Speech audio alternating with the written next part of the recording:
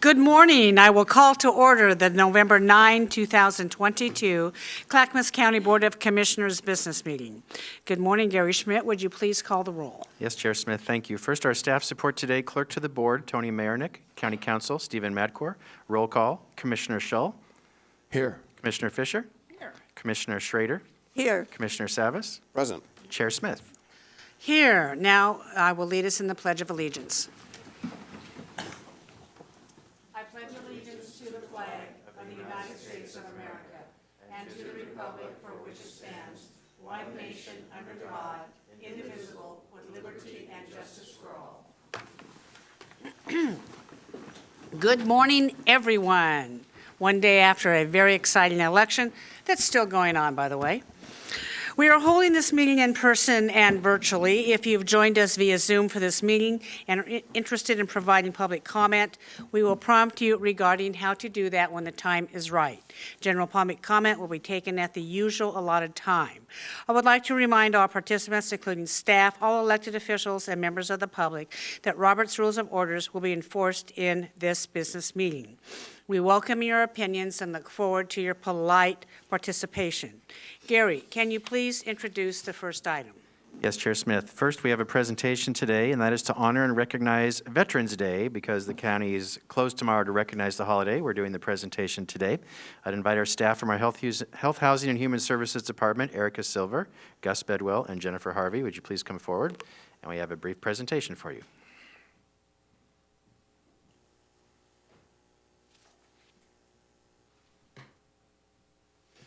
Please go ahead, introduce yourselves, and welcome. Good morning. Erica Silver, Human Services Manager, Clackamas County Social Services Division. Good morning. Gus Bedwell, Human Services Supervisor with the Veteran Services Office. And also joining us in a minute will be Jennifer Harvey as well, and she'll introduce herself when that time comes. Okay.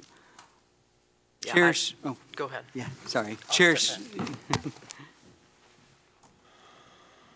Chair Smith and Commissioners, thank you for allowing us to do this presentation this morning and talk a little bit about the different activities that we are doing for veterans across the Clackamas County. Let's make sure that come on, clicker.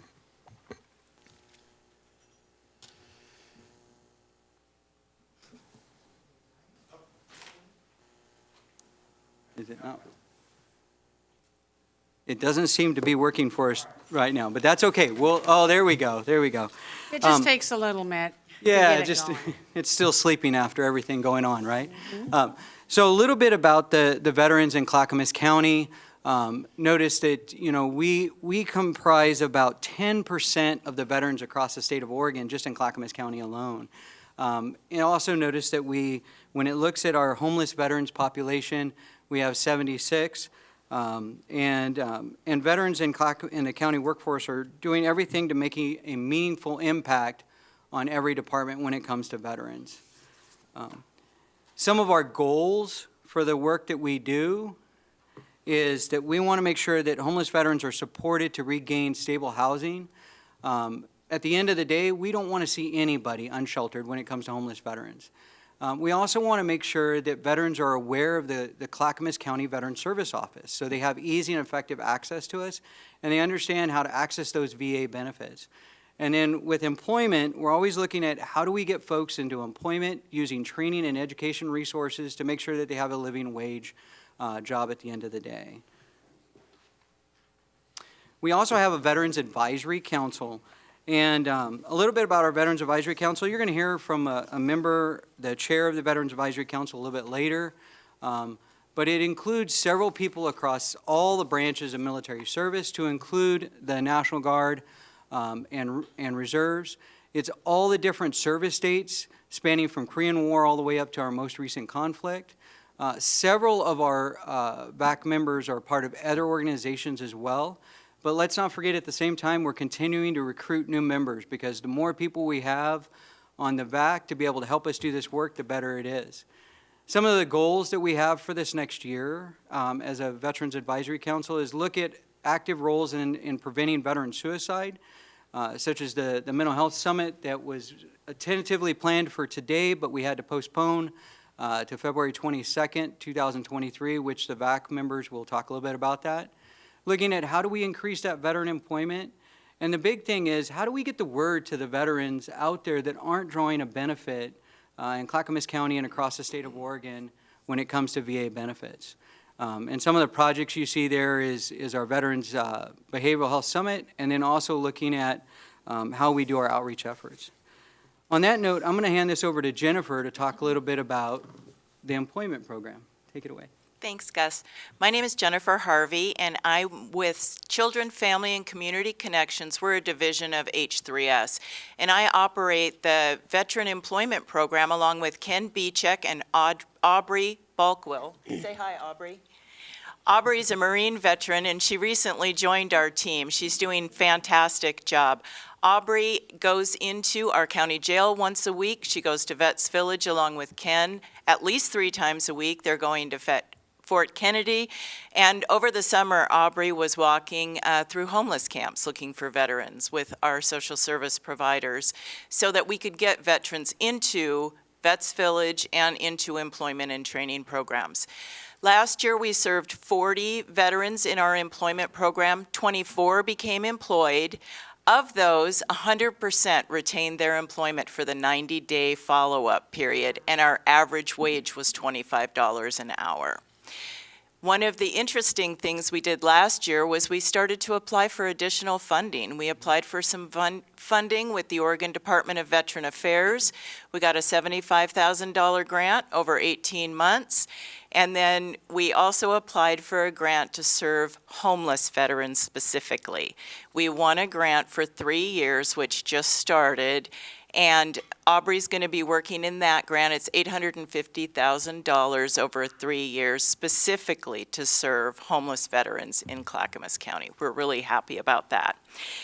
And I wanted to share a veteran employment story. This story, Gary Schmidt will be very proud of because it really demonstrates how our county, one county vision with all departments working together to support and serve our residents, has also come full circle in that a veteran that we served in our program in 2020 is now the hiring manager and has hired one of our program participants.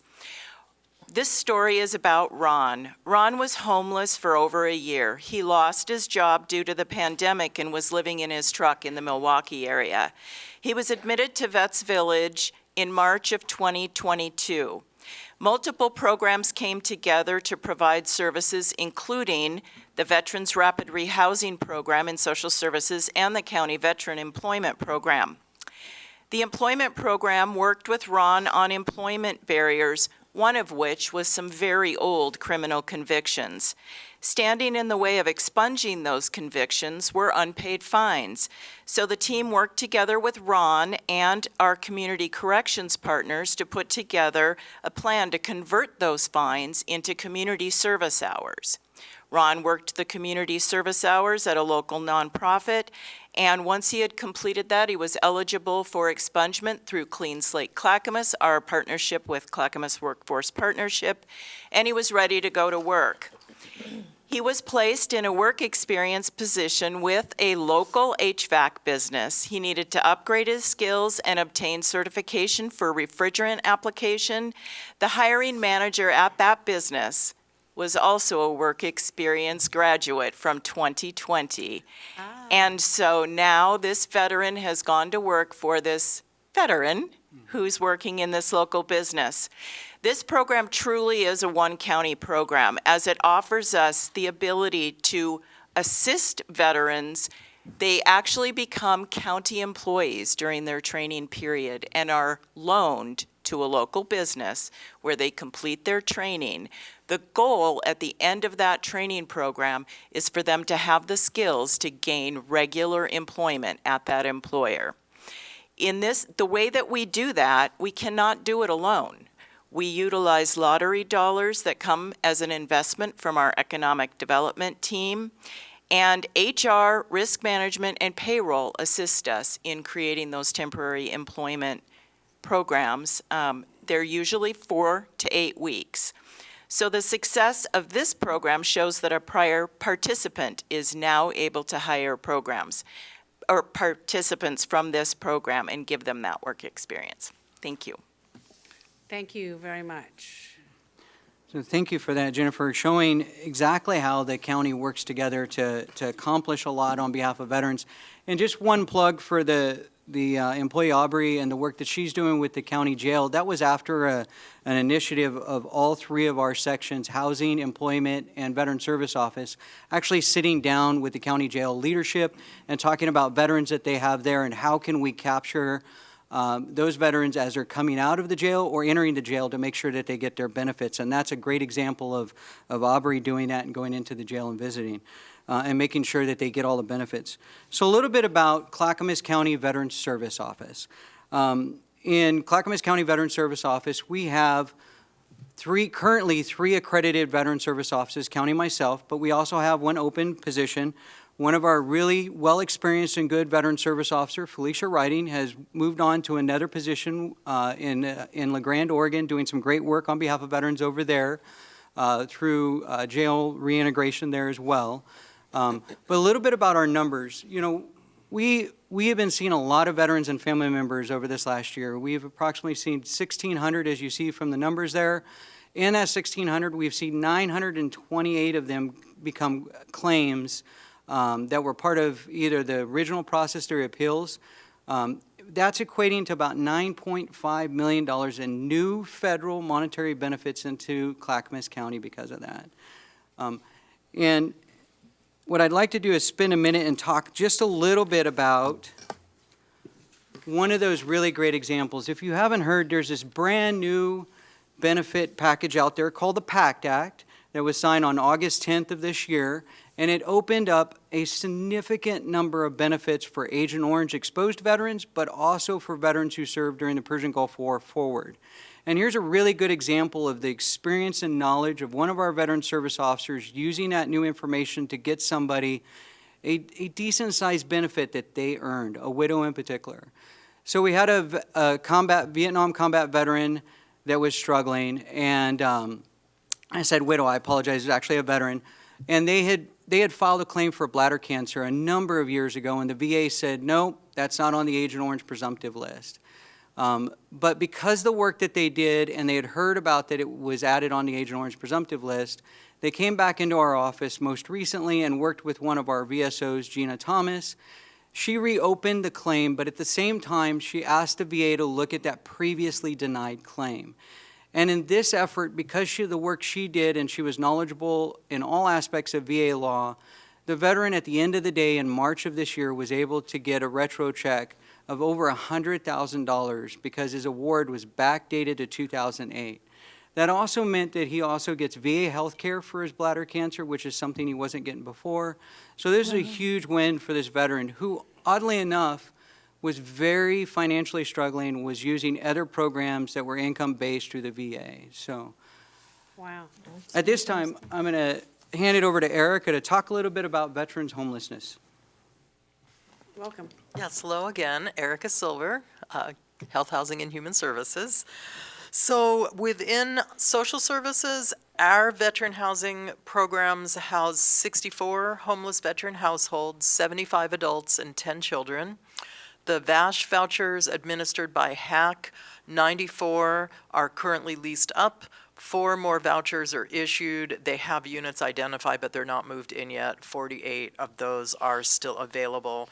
I really want to stress what Gus and Jennifer have been also stressing, which is that all of the success that we have really is due to the collaborative approach that we take here and the fact that we can oftentimes solve problems, help veterans by working together. We don't have a lot of walls or barriers between our programs, and I think you've seen multiple examples of that. On to the, oops. Okay, so we did see a little bit of a upward tick in our trend line for known homeless veterans. It's still far below what it was when we first started tracking this in 2018.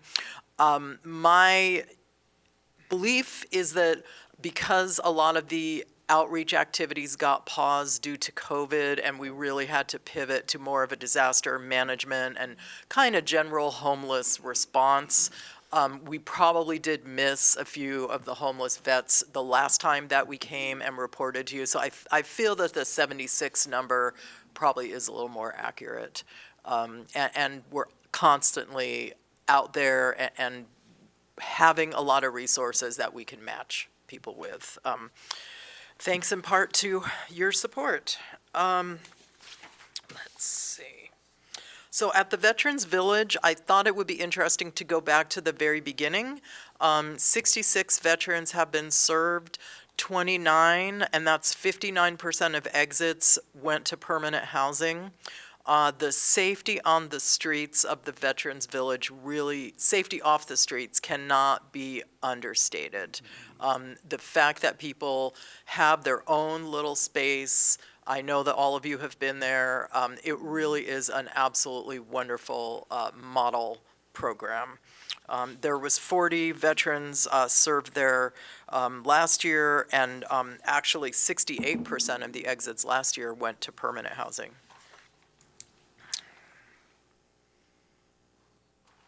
At the Clayton Moore Commons, the 24 units for veteran households, those are all leased up. It's operating just fine. That's another example of partnership. And our Clackamas County Veterans Service Office is available Monday through Thursday. We're definitely here. We're open to walk-ins. People can email us. People can call us.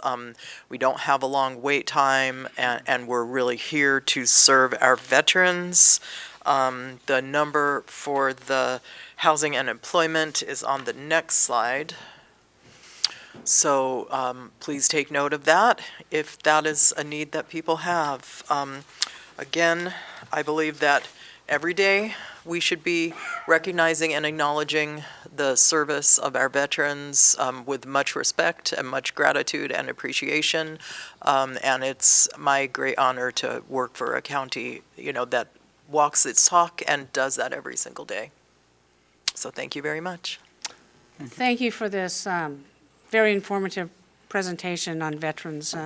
As this board, we discuss the help of our veterans a lot, and I'm glad to know that some of these programs are working. I'm particularly interested in the new $850,000 grant from the state over 3 years. Does that come with strings attached on what it will be used for instance? You said services. What does that entail? And she's shaking her head yes. Would you like to please come up and reintroduce yourself and explain that, please? Jennifer Harvey, Health, Housing, and Human Services. Yes, it's a Department of Labor grant, and it comes with a lot of strings. Okay. As I suspected. As you might anticipate, we have to qualify that people are homeless or at risk of homelessness. The at risk of homelessness has to be a very small percentage of the individuals we can serve. Anyone who is in the jail or at our Veterans Village qualifies. Oh. So those are two really good populations to serve. It does come with a lot of strings. Okay. For example, there are certain National Guard members that we cannot serve with that program. If they have not been called up for a national campaign, they are not eligible for that program. And so that is why it is very important to us to have county general funds that we use to support this program and our Oregon Department of Veteran Affairs funding to make sure that we can serve veterans holistically and all that might meet that definition of veteran. Okay, so how are you able to identify veterans that would fit this category? What are your efforts?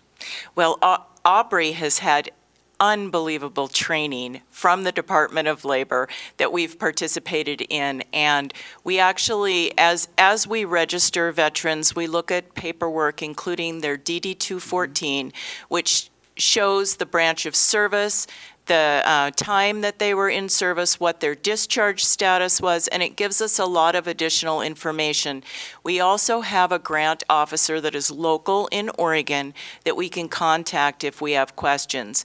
One of the other challenges with that program is they do have to be co-enrolled with our local Oregon Employment Department. We have to make sure they're co-enrolled so that any training programs that they may qualify for, we can receive that training.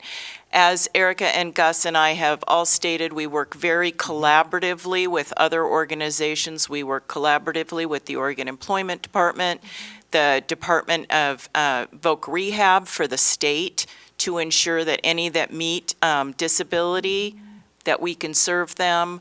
And then we certainly, we probably have our social service partners in our office once or twice a week. We have a very warm, friendly relationship as we're referring back and forth and receiving those and coordinating services. Great. Any other questions or comments from commissioners on this? Commissioner Savas? Yeah, well, just want to thank everyone. I remember 12 years ago when I came on the commission, I went to the county college thing, and one of them was on the ODVA and so forth, learning about VSOs and the services they provide and the dollars they bring back to the county, to veterans specifically for the services they earned. You know, we didn't have enough VSOs at the time. We realized that there's a relationship between how many VSOs you have in the population. So the fact that we've increased those services, really might applaud staff and everyone being involved, and all the volunteers and the nonprofits that are helping, and just the citizens out there helping out there has been amazing. I think it was a great experience with the Veterans Village on how many other agencies we learned about who came together. So just really pleased with your presentation today and the update, and knowing that we get these grants. There's one thing that people don't really realize. This was the easiest, I think, in a way, it's sad, but easiest population to serve, because there are resources available that for other populations are not available. So it's a great lift, giving them an address, contact, all that stuff, so critical to getting the services so you can stay connected with them to get them that lift up. So just want to say thank you. Thank you. Commissioner Schrader? Yeah, I also want to thank you today, because this has always been an issue near and dear to my heart and to my family. And I wanted to give a shout out to, as well, to Clackamas Community College. They've gotten national awards. I know they still have their Veterans Center there, for really being one of the most veteran-friendly community colleges in the nation. So I know they're partners with you guys. And I also want to thank Commissioner Savas in a way. He literally, when we did that Veterans Village, I think you physically moved the pots over, didn't you? I mean, you were really, you were pretty hands-on with that, as well as the policy piece of it. And Gary, I have a question for you. So are we going to be in the process of expanding? We've been looking at that. Could you talk a little bit about that, or is it not something we can share at this point because it's land, right? You've discussed publicly, we can. There's a site right adjacent to the current Veterans Village, which you've authorized us to prepare a lease for, so that you could potentially use that for another form of transitional housing. So you'll be seeing that before the end of this calendar year to approve that lease, and then we'll move forward early next year on that second site right next to the current Veterans Village. Okay, thank you. Well, thank you again. Happy Veterans Day, everyone. Commissioner Scholl? Yes, good morning, and thank you for that very informative briefing. For those of you who've never served in the United States military, I can tell you with my 25 years of service that serving in the military, one can enter a society that is completely removed from civilian society. You can serve all over the world, live on military bases, and become totally immersed in the military way of life. And when it comes time to come home, many of us veterans have felt that we're not plugged into the civilian society that we're coming back home to. So veteran services are a very, very important function of this county. I really appreciate your outreach and how you can help integrate our brave men and women coming home from sometimes some very, very, very difficult assignments. So thank you again, and keep up the good work. Thank you. Commissioner Fisher. Thank you, Chair Smith. Thank you so much for the presentation. It is nice to see that our programs are actually having outcomes that result in truly helping people. I am interested, and you have our full attention because the whole board is sitting here. I'm interested in knowing what would you characterize as the key barriers, and what can your county commission do in advocating for, whether that's at the state level or the federal level, in making things so that we can reduce that. We had a goal for 0 homeless veterans in Clackamas County. What do we need to do to, what can we do as your commissioners, as the elected leaders in the community?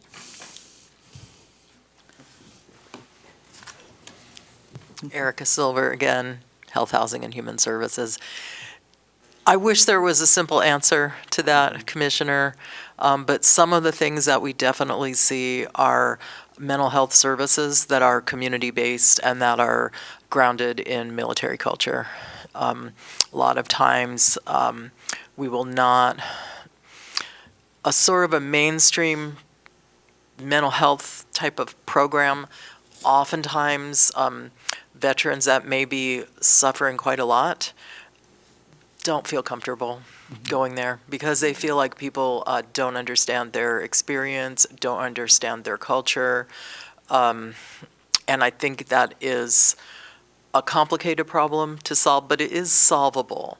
I think from my 2 cents, having more different options of housing, and because the veterans in particular, they call it stack and pack. That's the way that when you build affordable housing, you could get the most units and get the most bang for your buck and make your project pencil out the best.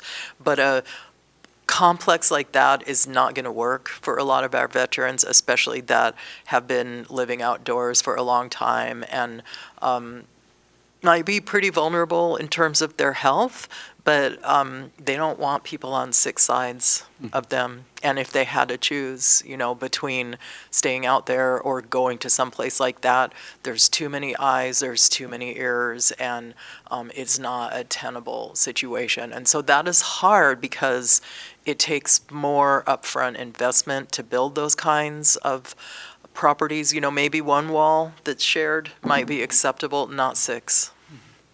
So those are the 2 most important things that I see. Thank you. Commissioner Savas. Yeah, one question I just remembered, in one of your slides, you mentioned the 70 approximate that are known to be homeless veterans. And I know we had a capacity of about initially 15 at the Veterans Village and up to 30 if we had all the sites used. And we've added some new ones and modernized it. So a lot of great work, and thanks to the Home Builders Foundation and others for doing a lot of that work and building those units. So my question is, every time I've been out there, talked to Americo, others from Do Good Multnomah that said, well, we have openings, or, we're not really at capacity. We don't think we'll ever use the 30, right? So I don't know if that's still accurate today, but knowing that we're looking, to find out, going to these and we're making sure we can find all the veterans out there. My question is this: is that do we need more capacity there, or is it adequate today for veterans specifically? My 2 cents on that is that we could use a little more capacity, but we could also use some units that were truly transitional or permanent housing, but again, a different model of units. Like a tiny house, an actual tiny house village where people could actually live and not have neighbors on all 6 sides would be really, really helpful. As one option. And a lot of veterans like it at Clayton Moore. A lot of veterans can be perfectly successful in multifamily housing. Some veterans will not do that. Sure. It's just too much. It's too hard. It's too many people. I do want to mention Adam from our VAC is here, so I just wanted to make sure you have that on your radar for public comment. I know Adam Yeah, wanted to he say has a a few card. words. Yeah, okay. Does he want to come up now? That'd be up to y'all, testify, but- since we're right in the middle of the program. Adam, please come forward. You filled out a card. And Chair Smith and Commissioner Salves, if I may, put on a former hat when I worked at Oregon Housing Community Services and add a little bit to what Erica is saying. There's actually models in LeGrand, Baker City, and one to be in Ontario as well that's very similar to what Erica is talking about. That is the tiny home village concept, that is also permanent supportive housing and funded by the state, I might add, that should be looked at. If that's something we want to do in this county, there's a developer there named Gus Noxis who does a great job, is actually presented to several commissioners across the state of Oregon and at different events, talking about that model and talking about how he navigated that. So Thank you. just a plug. Thank you, yeah, we get it. We get it. Thank you very much. Adam, please introduce yourself. Yes, hello, thank you, County Commissioners. My name is Adam Kostrobati. I am a resident of Milwaukee, Oregon, and I'm currently the chair of the Veteran Advisory Council. Thank you for having me here and allowing me to testify today. Me specifically, today was supposed to be our mental health summit, excuse me, which unfortunately is being postponed for a few reasons, which I'll have our subcommittee, our mental health subcommittee chair, Cassandra Curry, get into more detail about that. But I just want to focus on the mental health aspect for a second because of how important that is. Last time I was here was in June for the BCC meeting that we presented on the VAC. And I had explained to the council, to the commission, where I had just returned from. I had returned from a funeral of a fellow Marine who killed himself. I remember that. Yes, ma'am. In a matter of 2 weeks, 2 Marines had taken their own lives. My little brother was a third who attempted, but was unsuccessful. I say that again because of the importance of mental health. Me, myself, I attempted to get mental health support. It took 5 months to get an appointment. I went to Vet Center, I went through VA. The first appointment took 2 months to get, and they ended up forgetting about my appointment. So from there, it took another 2 months to get another appointment, and then finally 2 weeks after that. So there's not many that are able to wait that long at all. Right now, the statistic, is 22 a day. That number has not changed, and we don't know if it's going to, but we have to do everything we can to ensure that it does. The issue, when they forgot my appointment, it took them another month just to get back to me to check up on me after the failed appointment. Nobody had called my wife to see how she was doing. I have a newborn son. I mean, who would have contacted them if I had been lying on the floor? Nobody. So the importance of this can't be overstated, and I know that the commission takes this very seriously. I'm primarily here to expand and amplify the need for these services and for this, because not every veteran can wait that long. I'm lucky enough to be able to hang in there because I do have a good support system with my fellow Marines that I serve with. But to answer a question that was asked earlier on what the commission can do, amplification. I mean, we're lucky to have a fellow veteran sitting as a county commissioner, and that's big. You know, that's huge for the VAC, and that's huge for veterans in this county, because you have an ability that a lot of us don't.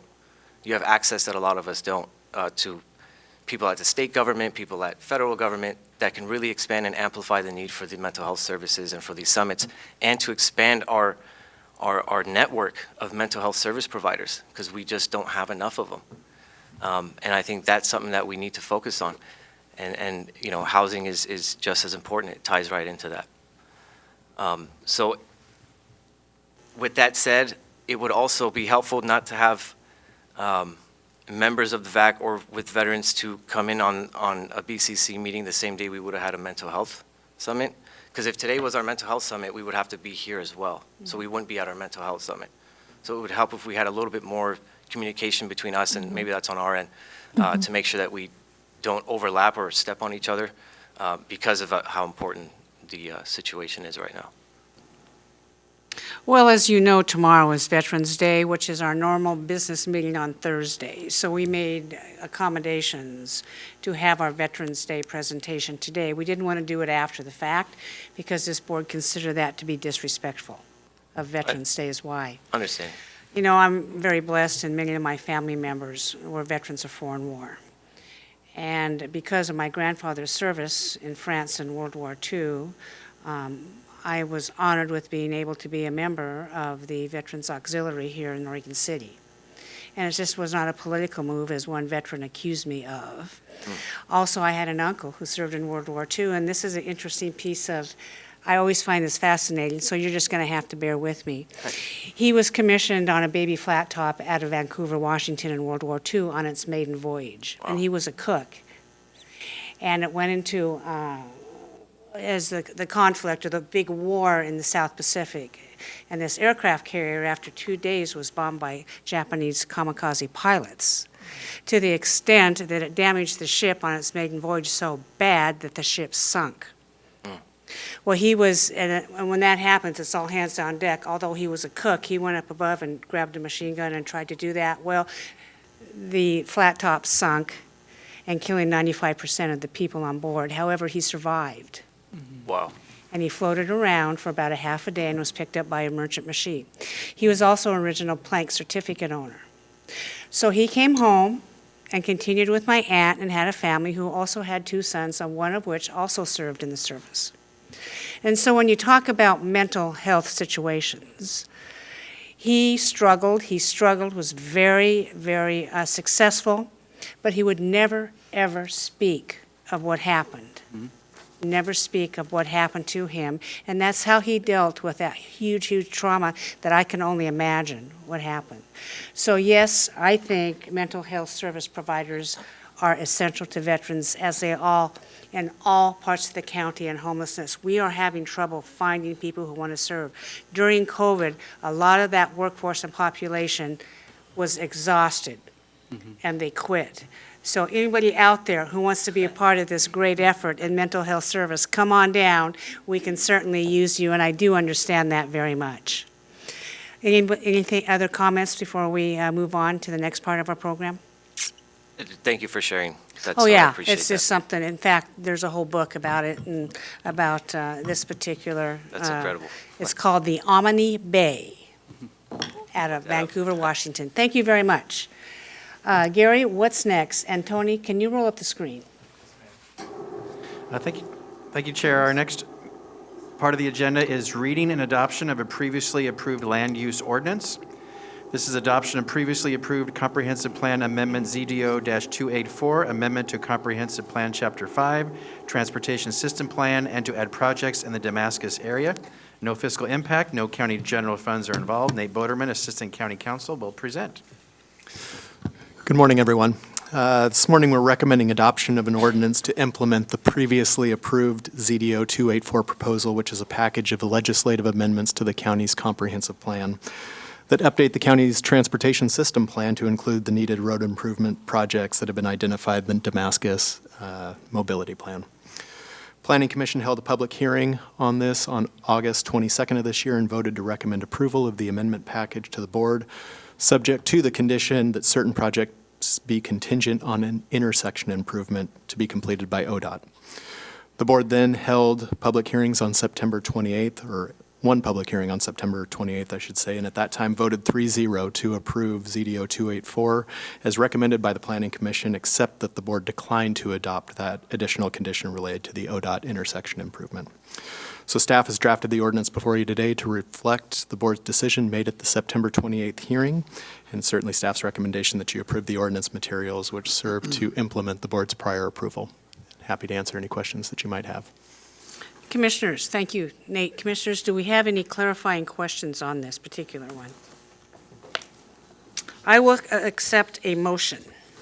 I move we read ZDO 284 by title only. Second. Commissioner Scholl has moved. We read ZDO-284 by title only. Commissioner Schrader has seconded that motion. Any further discussion? Seeing none, Tony, would you please call the poll? Commissioner Scholl. Aye. Commissioner Savas. Aye. Commissioner Fisher. Aye. Commissioner Schrader. Aye. Chair Smith. Aye, motion passes 5-0. Tony, would you please read the ordinance by title only? Ordinance ZDO-284, an ordinance amending Chapter 5 and Appendix B of the Clackamas County Comprehensive Plan. May I have a motion to approve the ordinance? I move we adopt ordinance ZDO-284, an ordinance amending Chapter 5 and Appendix B of the Clackamas County Comprehensive Plan as previously approved at the September 28th, 2022 land use hearing. Seconded.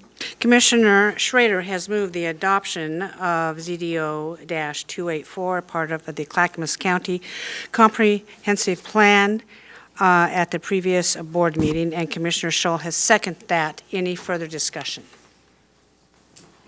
Hearing none. Tony, would you please take the poll? Commissioner Fisher. Aye. Commissioner Schrader. Aye. Commissioner Schull. Aye. Commissioner Savas. Aye. Chair Smith.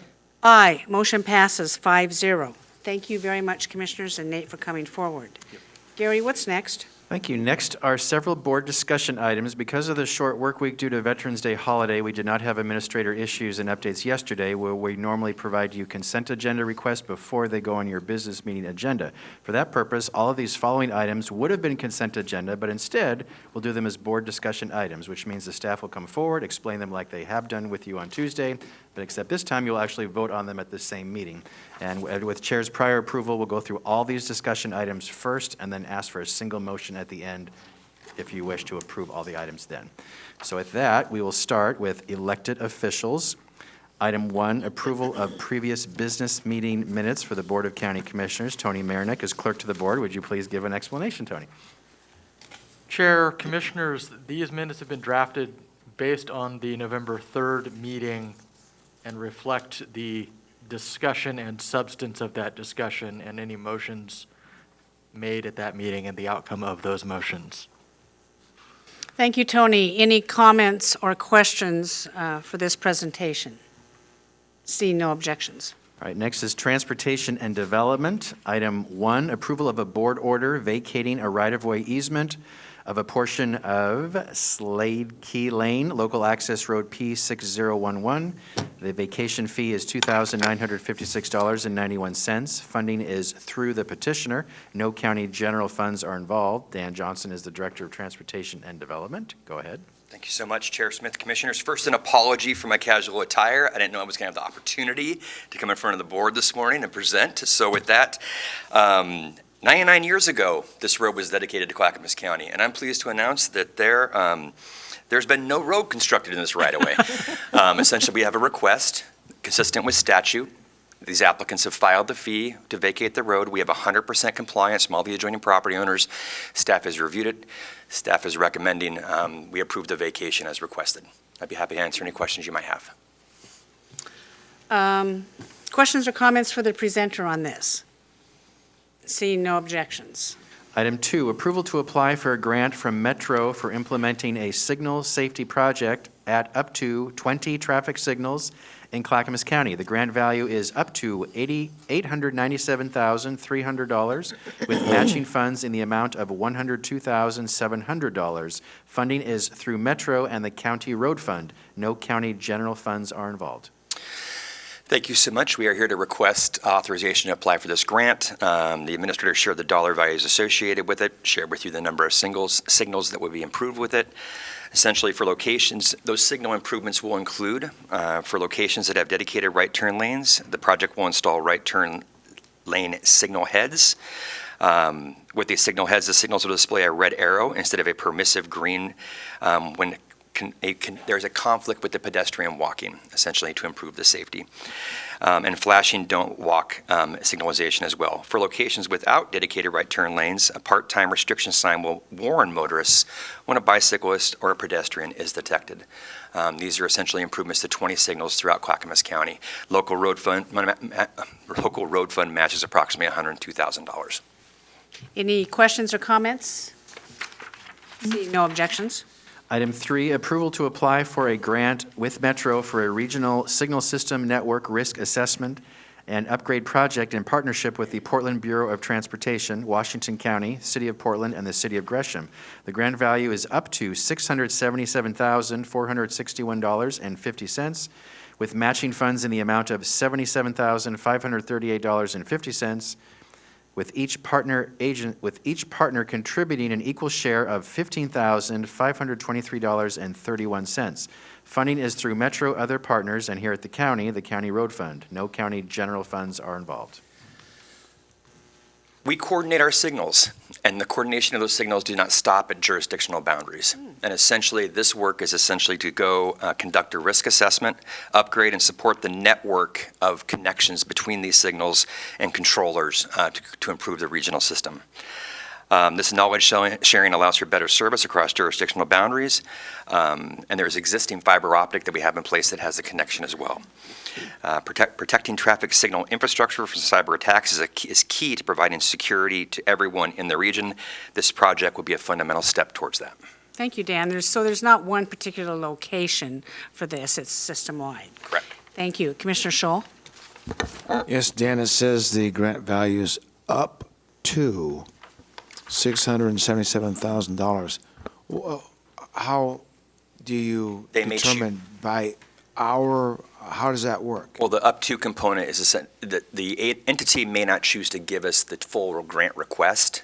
And so that authorization, your approval essentially is authorizing up to that amount. And then those dollars are distributed throughout the region to provide those improvements. Okay, gotcha. Thank you. Seeing no objections? Thank you. Item 4, approval of a personal services contract with Wallace Engineering, PLLC, for project management and coordination of the Malino paving package, contract not to exceed $179,289.80. Funding is through the House Bill 2017 funds. No county general funds are involved. Thank you so much. This is a contract in preparation for next year's paving package the county will be looking to put forward. Essentially, the contract includes project management, coordination, developing design criteria, survey utility coordination, geotechnical, temporary traffic control safety, pavement markings plans, final plans and specifications, bid assistance, monumentation preservation, and right-of-way services for the Malino paving package. You may ask, where's that paving package? Yes, you read my mind. Essentially, Sprague Road from Malala Avenue to Maxburg Road. Maxburg Road from Sprague Road to Highway 213, and Malino Road from Township Road to Brunel Road. The package is approximately 3.9 miles in length. So, Thank you for that. the project was advertised in accordance with ORS and LCRB rules on May 25th, 2022. Bids were publicly opened on June 30th, 2022. The evaluation committee scored Wallace Engineering the highest, and basically we have an intent to award for you. So. It's good to hear. Thank you. Any further questions or comments? Commissioner Scholl. Dan, could you clarify on this? This is an overlay, right? This is a repaving. It's not a new paving to a gravel road. It's not new construction. I believe it is grind and inlay that they are looking to do. Okay, so this is $179,000 for essentially engineering, but exactly what kind of design engineering is involved in overlay? You have cross-section design, you have geotechnical analysis that looks at the geotechnical nature of the underlayment and the ground around the road. That data then transcends into the cross-section for the roadway and the specifications for the roadway, meaning depth of asphalt, depth of underlayment, et cetera. You also have, whenever we touch and or improve roadway, drainage is of importance to us, and so additional analysis is required in regards to drainage for any roadway we touch. In addition to that, you have monumentation for survey requirements, things like that. You have bid assistance. They also are designing traffic control plans because, as you know, we don't stop a road at point A and stop a road at point B and just improve it. We have traffic moving through, and we try to keep those roads open to our public as we can. So there's a number of things that are under design for that particular project. Okay, thank you. Yeah. Any objections to this moving forward? Seeing none, thank you. Okay, thank you, Dan. Next, Finance Department, item 1, approval of an amendment reducing the length of a lease with Sportcraft Landing, Inc. for the Sergeant Damon Coates Boathouse Slip 1F. The amendment reduces the rent paid by $21,517.50 and the term of the lease by 1 year and 7 months. The lease value is now $43,283.12 over 3 years and 5 months. This is funded through budgeted county general funds. Elizabeth Comfort's Finance Director, Jeff Jorgensen, the Facilities Director. Go ahead. Yeah, thank you, Administrator. Elizabeth Comfort, Finance Director, and I have with me Jeff Jorgensen from Facilities, who manages all and negotiates all of our contracts for the county. So I'd like him to share about this amendment. Good morning, Commissioners. Yeah, here to present, like Administrator said, Damon Coates Boathouse, which is a vital, service to the county and the Marine Safety Unit down on the river. Now, when we actually initially had the lease approved in June of 2021, we didn't know that they were in negotiations with the city of Oregon City. Part of the property down on the river is owned by the Sportcraft, part is owned by Oregon City, and also the land to get to Sportcraft is owned by Oregon City. So they're in a negotiation with Oregon City, and it all, I believe, has to deal with the ODOT, with the bridge, that whole construction project down there.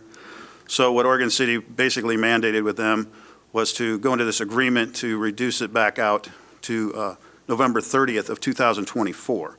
So this lease amendment basically just backs it out to that point.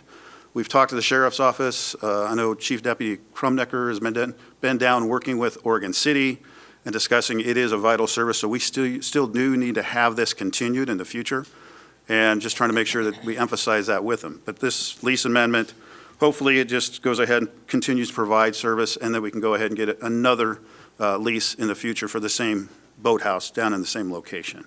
But it's just reducing it down to the 3 years and 5 months right now. Any questions or comments on this?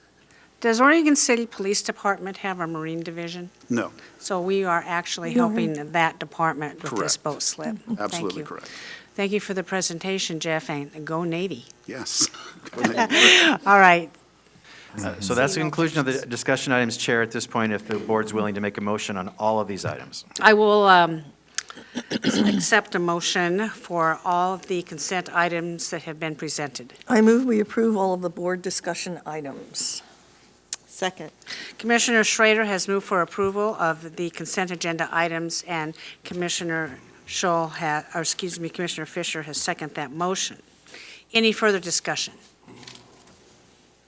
Seeing none, Tony, would you please call the poll? Commissioner Scholl, Aye. Commissioner Savas, Aye. Commissioner Fisher, Aye. Commissioner Schrader, Aye. Chair Smith. Aye, motion passes 5-0. Thank you very much. Well, we're breezing right along. Up next is public communication. This portion of the agenda shall be limited to items of county business which are properly the object of board consideration and should be nonpartisan in nature, as the BCC is a nonpartisan governing body under revised statutes and county code. Testimony is limited to 3 minutes. Comments shall be respectful and courteous to all. As a reminder, you can email submissions for public communication at bcc@clackamas.us, and these will be accepted as part of the public record. However, we will not be reading them at the business meeting due to time constraints. I will now open the public portion of public communication for in-person testimony, and we have 3 cards. First up is Lindsay Moyer. Welcome. Please come forward, identify yourself and your area of residence.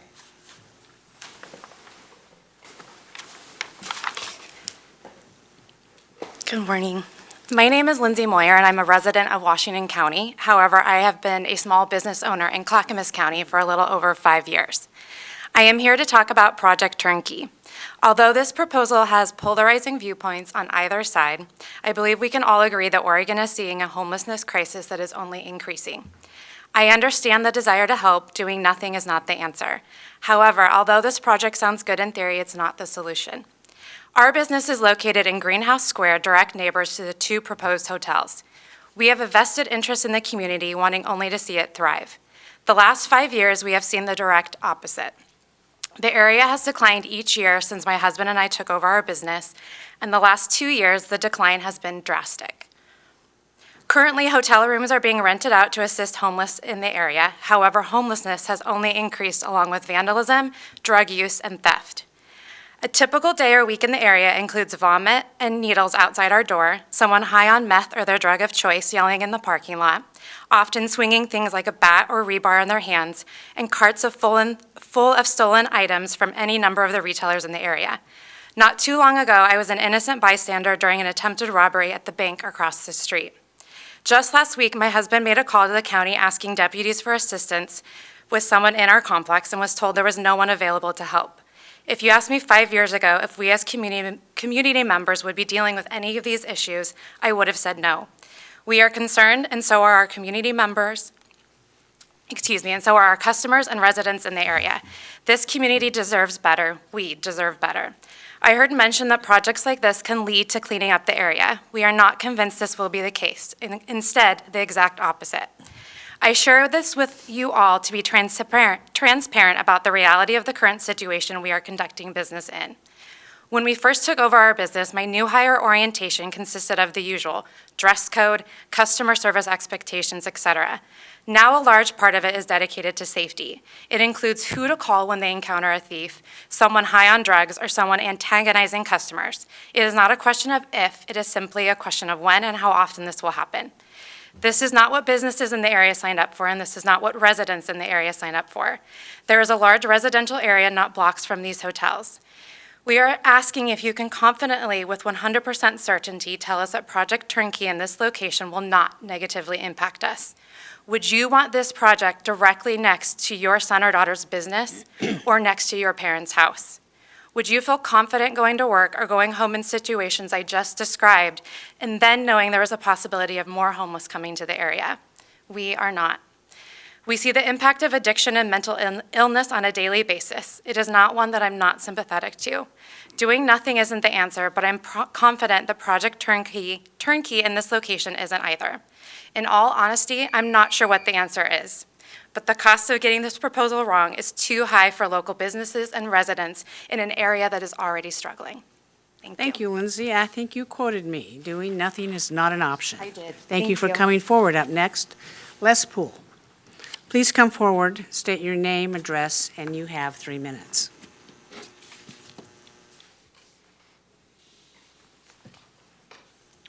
Good morning, Chair Smith and Commissioners. Interesting message in yesterday's election. And regardless of who wins or who came out second, if you look at some of the numbers in some of the races, you see that most of the candidates tended to run on the same issues. Some of the candidates were the voice of change. Others were those that are responsible for maybe some flawed decision-making. And I'll just let it go at that. I do want to say that I was extremely troubled by some of the things that we saw and heard in the election, especially about Commissioner Savas. I mean, just ridiculous nonsense. And when the public contributes to a campaign, they deserve better. If I donate $5 to Commissioner Scholl, or $5,000 that I don't have, but if I did and I gave him $5,000, what would my expectation be? Well, I wouldn't think that he owes me something, or that he's suddenly going to see my way on everything, but what I would expect him to do is spend that money wisely and not make up ridiculous stories about others. So integrity is a real issue with elections, and I think integrity is a real issue with campaigns. It really is. Some pretty ridiculous things going on out there.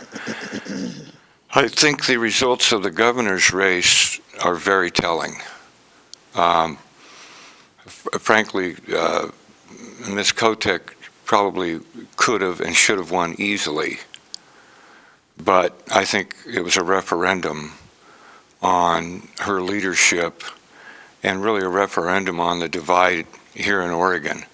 I mean, that's basically a 50-50 result. The last thing I want to do is take a few seconds and just reiterate what we heard in recent weeks, and certainly from the lady that just spoke about Project Turnkey. A lot of vagueness in what the outcome may be, a lot of uncertainty, and I've requested, we have a public discussion on it. I've requested that we get a better picture of what will the criteria be for these facilities. And I strongly believe that the Clackamas commercial area is not the place for this. Mr. Weir called in last week, and others have raised so many questions that are unanswered. And while it's exciting to see that carrot from the state, the money that would come towards purchasing one of these facilities, it doesn't excuse the rush and the uncertainty, and it certainly doesn't put the business owners and the community in the right place the way it's been conducted. Thank you. So I appreciate the opportunity and look Thank you forward very to much for coming look forward forward to today. being here next week. I see no other in-person testimony. If there is, raise your hand or fill out a card. Tony, do we have anybody online? Madam Chair, I have one registered online to speak. I will begin with Paul Edgar. Mr. Edgar, please state your name and area of residence. You will have 3 minutes. I hope you can hear me. I'm Paul Edgar, Oregon City. The reason why I wanted to come before you is this, as a member of the Community Action Board, also I'm a member of the Veterans Advisory Council and a member of the Historic Review Board, but we were presented on this chart that I have sent in to you people on self-sufficiency standards for Clackamas County. And it's based upon 2021 numbers. And as I looked at that, I said, oh my God, what with this massive change that has affected us in this recent uptick of inflation over the last 9 to 12 months, what we can see is the cost of housing has gone up dramatically. And it doesn't include taxes and utilities. It's much greater than most people really think about. Childcare is expensive. Food has gone up, some cases 15%. This is such a situation. When we go through this chart, we start looking at it and say, what will happen to all of the people out there? And it's really a situation where people will be paycheck to paycheck, no matter if they have two members of the family working, children. This is going into an emergency situation. Then I thought about these families that would have to use 205, and I said, oh my God, they could be paying $200-300 more out of their pocket per vehicle, per person, adult. And that would there's no room for that any place. And that means that we will have diversion like no one could ever dream. It could be 60 to 80% of the individual people that would be diverting because they can't afford this option that's in front of us. I would like one other thing to talk about is we need social services people. We need people, critically, and it's important to me. And I think that we should put together a plan in HR within Clackamas County to where we can offer student loan forgiveness to applicants that want to come in and work in social services. We need to have an incentive that could populate our team that we need to save lives, turn lives around, help people with addictions, help our veterans. We just don't have those people. And I believe that this is an opportunity right now for us to think about that as an opportunity where we incentivize in Clackamas County student loan forgiveness or paying for their student loans while they're employees. And it's something that needs to be thought out, but I think it could be a vehicle for helping us help people and help turn lives around. But please realize, read this self-sufficiency standards for Clackamas County and think about this, that we have all of these people that could possibly just not be able to make it with what we're experiencing in inflation. Thank you very much. Paul Edgar. Thank you. Tony, who's next?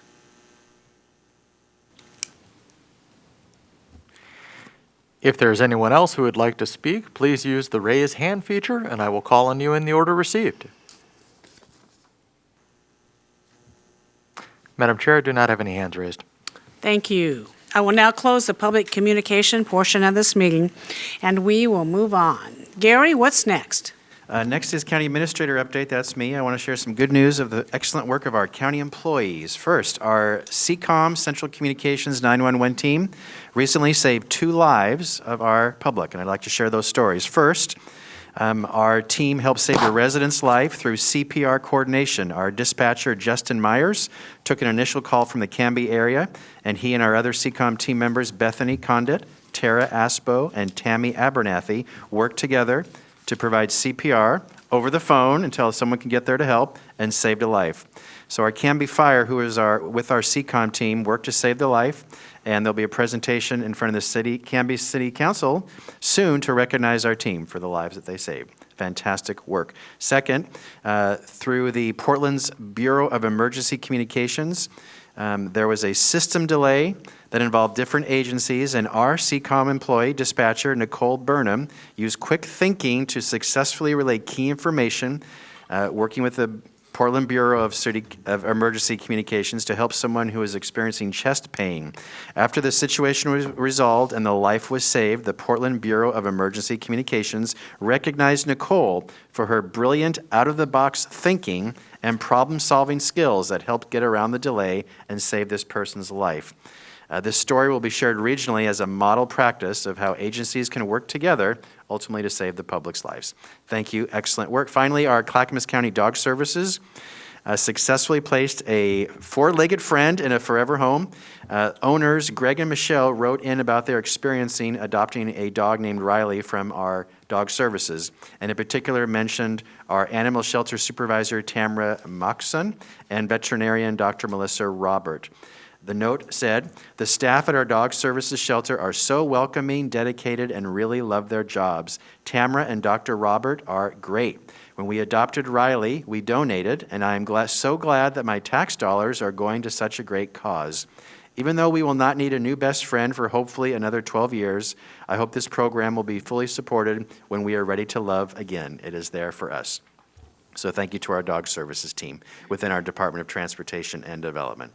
Finally, as you know, Commissioners, you will not have any board meetings next week, the week of November 14th through 17th, as you will be attending the Association of Oregon Counties Conference in Eugene. That is my update today. Thank you. Thank you, Gary. I love hearing those stories. We are now at Commissioner Communication. Up first, Commissioner Scholl.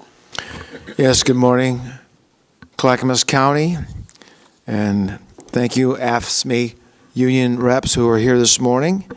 And thank you to our speakers. I appreciate your time. Also, I'd like to extend a warm regards to all our veterans. And thank you for your service to this nation. A couple nights ago, I had the privilege of setting in on a Zoom call with the Sunnyside West Mount Scott CPO, chaired by Mike Sabula. They're doing a great job. I want to mention this because for those folks in the county who are not involved with their CPO yet at this time, I encourage you to do that.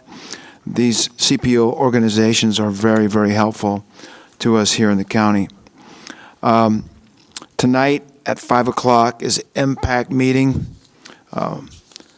Metro Policy Advisory Committee. There's going to be informational discussion on the Regional Transportation Plan Needs Assessment and Performance Measures. I'll be speaking, making some comments on that.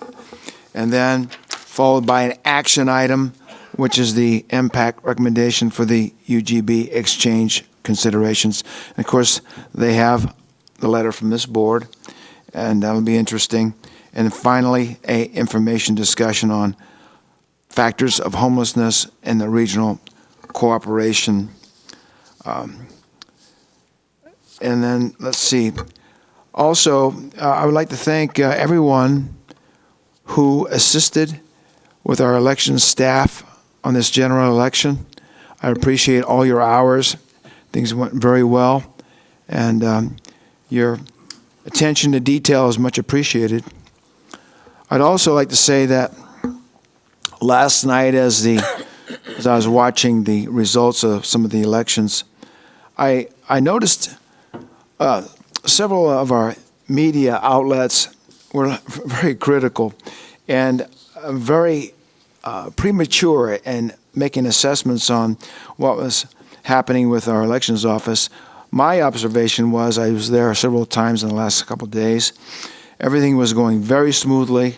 I'm very proud of the performance of our elections staff, and again, for everybody who has assisted with that. One last word on voting. A better nation is built action by action, vote by vote. The most important person in America, the most important responsibility in America is the individual citizen who considers the issues and votes his or her mind. Thank you. Thank you, Commissioner Scholl. Commissioner Fisher, you're up. Thank you, Chair Smith. Yeah, it's been a pretty exciting few days with the election and all of the engagement from our constituents out there voting. I must say that being a candidate during this time, one of the most rewarding parts was just calling voters who had not turned in their ballots and engaging on all things important, from what are the most important issues to how is it in really looking to protect and preserve our democracy and our right to vote. Some people really disenfranchised, feeling like their vote didn't matter and engaging in those conversations. Other people at the moment in calling, literally filling out their ballot at the time. And what an incredible gift it is to live in a democracy where people have the right to determine their futures. And I was pretty inspired over all of that. I find it very invigorating and rewarding to be part of this process. It's a huge honor to be elected as a sitting commissioner, and I think all of my commissioners can agree with that. We make very important decisions, and it's pretty amazing. At the end of the day, these seats, they belong to the people, and as do all of the elected leaders that we choose. The positions belong to the people, and it's kind of unfortunate that we have to wait a while to see what some of those results will be across this county. There are some very tight races, but that's okay. It's better to give everybody the opportunity and to make sure that people have the best chance of getting that ballot in, even if it's postmarked on Election Day, and for us to just be patient to see what the results are. For the rest of today, I want to let my commissioners know I will be participating in the Tri-County Planning Body for the Supportive Housing Services. That meeting is later today. I will, we don't have a meeting next week, but we will, or do we have? No, we don't. No, it's this We conference. don't. Yeah. Yes, because we're at the conference. But I will, the next available opportunity, share what we're doing there. And I'm also want to let my commissioners know I'm participating in a seminar today. It's called We Can Do Better. And it is all about children's mental health. And I know that that is something that we all care deeply about. And as we've heard of the crisis with our veterans, with the lack of mental health professionals, and Chair Smith, you identified that so clearly today. It's like, please, let's come get our workforce engaged. This is a very significant issue with children's mental health. And really, all hands and creative minds are really on deck looking to address this issue. So more on that, but I do expect, before I came, I almost didn't want to leave my meeting today because they were going over the different possible legislative proposals. And I'm like, oh, darn it, I've got to step off. But of course, there'll be opportunities to catch up on that. But I will share what I learn and on that, and I really appreciate the interest in these very important issues. Good. Thank you, Commissioner Fisher. Commissioner Savas, you're up. Yeah, well, I appreciate the conversation and appreciate the discussion around voting and voting participation, and certainly, as one of the commenters made here today, Mr. Poole mentioned, some of the information that's out there. And I think it's really, I always have kind of looked forward to elections from the standpoint of learning about what the issues are. And, when you're a candidate, also being able to talk about the issues that are important and be able to have good dialogue, constructive dialogue about those and just get that issue out there, understand what the people are thinking as well. And I look forward to that.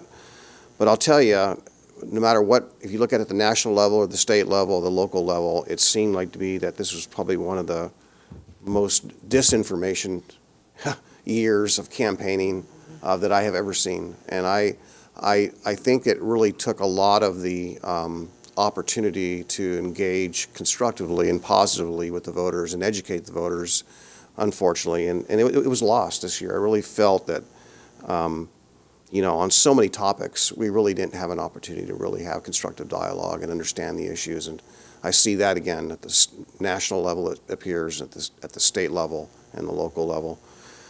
So I just ask our voters to hang in there. I kept on thinking about, for the last several months, the word election integrity now means something. That's not where I'm going, but I heard Les say something that resonates with me, and that is maybe the discussion has to be around campaign integrity. There ought to, I don't know how many times I think this, there ought to be a law that forbids, a lot of the stuff that we're watching on TV and we're seeing in the papers and so forth. But our election's almost over. Process is almost over. The votes will be tallied as time goes on, and wish everyone well. Those who won, congratulations. Those who lost, thank you for participating in the process. That's what our country's founded on, and hopefully people will not be intimidated into running. That's my biggest concern. My biggest concern is that after watching this, who would want to suddenly be humiliated? People that ran for the very first time have the best intentions and just be humiliated in public. It's got to be tough for those folks. I really empathize with them, actually. But I think we could do better. I think the state could do better, and there ought to be some guidelines or some benchmarks for campaign integrity. Those are my comments for today. Thank you. Thank you, Commissioner Savas. Commissioner Schrader, you're up. Well, I have a few things I wanted to talk about, but I do want to do a follow-up with Paul because and all our commissioners that have faced elections here. I have a saying, actually an original saying, believe it or not. Sometimes it's our job to take the tomatoes, and that is true. I mean, we are going to be subjected to misinformation about us. We're going to be subjected to occasionally angry people in the audience. We do. But yet, it's very important for good people to step up and prevail in the face of all of that. And, I've experienced elections that were not, were far from pleasant. And it was particularly difficult this time around because, as you know, one of my family members was in Congress, and it was very difficult on my family, so I'm not going to say too much other than I would like to remind people that when someone steps up to the plate and there's misinformation or there's things that are just being said that are so painful, it not only hurts the candidate, but it hurts the family. And despite the fact, for example, that I have grown children and children who have grandchildren, I just want to say how painful that had been for them, and particularly my sons, who basically still live in Oregon. You know, my daughters are a little more removed from this. So I really would like to see us move back to civility and talking really more about the issues than being angry and really saying some things that are really untrue and unfair about people. It's really kind of time that we go back to who we should be as citizens and back to our roots. And I think, who was it? Mr. Ludlow, Commissioner Ludlow always said we can disagree without being disagreeable. It's gone beyond being disagreeable, I think also is the point that we have. So I, for one, I'm grateful. I have two colleagues that stepped up to the plate. You know, I think we're going to have more of us stepping up to the plate in a couple of years. And from then, I hope it all calms down where we can just run our races and not get caught up in all the vitriol and all the nonsense that happens. So thank you both for prevailing through this very difficult season. So now I'm going to talk about happy stuff. I did want to mention a few things about Wes, because I am the liaison. Water and Environment Services. Basically, I wanted to talk a little bit about the awards they've gotten this year. In 2022, Water and Environment Services received more national and regional awards for its dedication to protecting public health, our shared environment, and the county's future economic vitality. The National Association of Counties recognized Wes with a 2022 Achievement Award in the category of County Resiliency, Infrastructure, Energy, and Sustainability for its Solids Handling Improvement Project. The Pacific Northwest Clean Water Association also honored the Solids Handling Improvements Project with its 2022 Sustainability Award, and also recognizes Wes with its 2022 Professional Excellence Award. This really represents Water and Environment Services and their commitment to making sure that our water is clean, our rivers are safe, people, that we can flush our toilets, basically, and have a system that maintains the public health. So kudos to Wes. And it's been very fun for me to be the liaison this go-round, because I'm very interested in water issues, and also was able to get, I was surprised to get this, but for working on the project, on the Clackamas River, where we did a year-long program on the Clackamas, they actually gave me a kind of an award for that. And I was like, wow, cool. Because I wasn't the lead on that. I really have to say, I think other people did most of the work on that. I was just the elected official of choice at the time. So, but thank you all for that. The other thing I wanted to mention, I am going to be having a fun afternoon because I am going to TMK Creamery, which is one of our businesses in Canby, Oregon, and it's a special treat for me because I'll be seeing the Cook family and Mark Cook.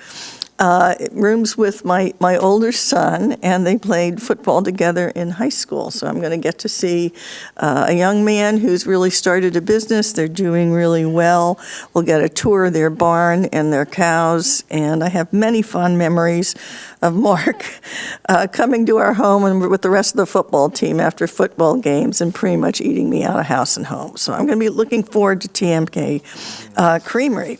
Finally, one of the things I have been doing is really talking about this piece, and this is a postcard I keep in front of me on my desk, and it is, tell us about small businesses in your county.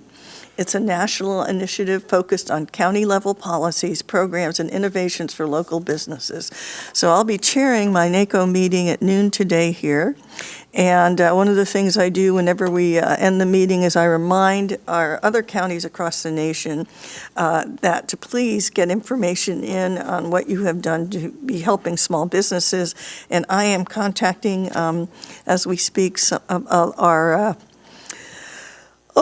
folks who are in the business community, the big folks as well as the small business folks, to find out, what we can be doing to help them even more, and that includes, the chambers of commerce. I would really like to see Clackamas County, I'll work on it, step up to the plate to get some of what we've done with our businesses showcased at that level. So, and also at AOC, I guess I just found out I'm going to be co-chairing a committee with my colleague Kevin Cameron from Marion County, and I believe it's governance and revenue. And Derek gave me a call to Groot the other day and said, would you do this? And I thought, okay, right. So I'll see you all down in AOC now. in a few Thank you. days. Okay, thanks. Thank you, Commissioner Schrader. This was an important week in that we were able to celebrate two unique milestones in 1 week, Veterans Day and Elections Day, because we had our really brave service people protect the United States of America at great cost to family and their lives and limbs. We were able to celebrate a fair and free Elections Day, and that was not lost on me today. And I think we always need to remember that. Yes, we can be grouchy, and we can complain about the process, that it doesn't suit us, and that maybe more needs to be done to ensure the integrity of our elections process, and I do agree with that. But remember, you're able to voice those opinions, and you're able to criticize our own elections because we live in a free society, and that was given to us by the hundreds of thousands of millions of people who served in our armed forces to protect the United States of America from foreign invasion. And that cannot be lost. And your vote does matter. One vote does matter. It may be in a week before we know the results of our governor's election. Over $70 million was spent on that governor's election, which I think is horrid, especially when you consider all the needs that came forward today on services we need for our county. I'm not in charge of that, but that's something to consider also. I want to give a shout out to Gary Schmidt, our county administrator, who helped with the elections process and helped with our elections clerk, Sherry Hall, and making sure that things were posted on time, making sure she had all the available resources, and just keeping us on track in our reporting process. This morning I checked the Secretary of State's site. 48% as of last night has been posted. Clackamas County site is a little bit less than that. The Tri-County site is 42. Clackamas County is 36%. Because we had a huge amount of signature verifications because tens of thousands of new voters in Clackamas County. And so we're assuring that those signatures match. We're making calls, and you have to have 2 people on each signature verification because that's what the rules call for. So we will get there.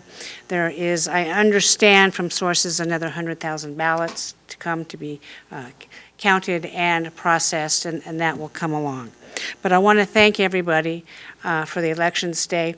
I, for one, am glad that the advertising is stopping. Right? And I'm a political junkie, but I pretty much had it. I want to thank all the candidates in the state who stood up to the plate and ran for elections. And like Commissioner Savas said, we must have those people. We must have people engaged in our democratic process. Thank you all, commissioners, for coming today, doing important work. Seeing no further business before this meeting, we are adjourned.